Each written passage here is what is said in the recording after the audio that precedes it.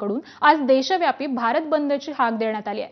देशभरातील 10 प्रमुख कामगार संघटनेचे 30 कोटी कामगार हे आज या संपामध्ये सहभागी होण्याची शक्यता आहे। बंदमुळे देशभरातील सार्वजनिक क्षेत्रातील बँका, सरकारी कार्यालये, वाहतूक सेवा आणि औद्योगिक उत्पादनांवरती परिणाम होण्याची शक्यताही वर्तवण्यात आली आहे। केंद्र सरकारने गेल्या वर्षी 29 कामगार कायद्यांच्या जागी लागू केलेल्या 4 नवीन कामगार संहितांविरोधामध्ये हा बंद पुकारण्यात आलेला आहे। तर संयुक्त किसान मोर्चा आणि अखिल भारतीय किसान सभा यांच्यासारख्या शेतकरी संघटनांनी देखील या संपाला पूर्णपणे पाठिंबा दिलाय। तर ऑल इंडिया बँक एम्प्लॉईज असोसिएशनसह प्रमुख बँक संघटनांचा या संपामध्ये सहभाग असेल आणि त्यामुळे खातेदारांची गैरसोय होण्याची शक्यता आहे। आज दुपारी 2 वाजता देशभरातील संघटनांकडून हे आंदोलन केलं जाणार आहे। तर कामगारांचा देशव्यापी बंद हा का होतोय आपण ग्राफिक्सच्या माध्यमातून जाणून घेऊयात। 29 कामगार कायद्यांच्या जागी 4 नव्या कामगार संहितांना विरोध। त्याबरोबरच नव्या संहितांमुळे कामगारांचे अनेक हक्क हे हिरावले जातील असा दावा आहे। सरकारी कंपन्यांच्या खासगीकरणालाही विरोध होतोय। कामगारांच्या वेतनातील तफावत दूर करण्याची मागणी आहे।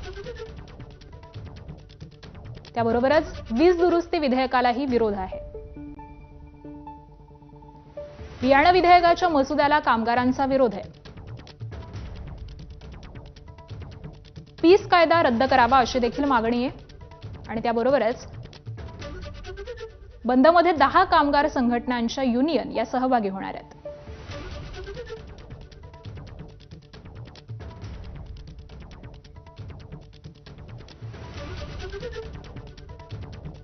आणि त्याबरोबरच कोणत्या सेवांना या बंदचा फटका बसू शकतोय ते देखील जाणून घेऊयात।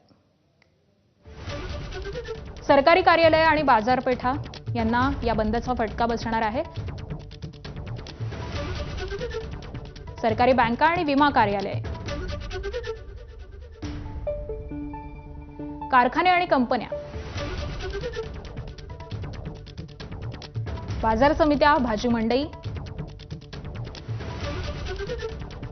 केरळ, ओडिशा, कर्नाटकात अधिक परिणाम हा शक्य आहे। अत्यावश्यक सेवा सुविधांना बंदमधून वगळण्यात आलेलं आहे। विमानतळे आणि विमान सेवा या सुरू राहणार आहेत।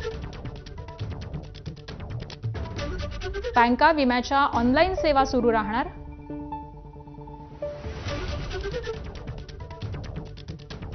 अशा पद्धतीने या बंदची हाक देण्यात आलेली आहे।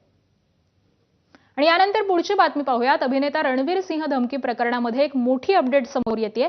लॉरेन्स बिश्नोई टोळीचा हस्तक आरजू बिश्नोईनं ही धमकी दिलेली आहे अशी सूत्रांची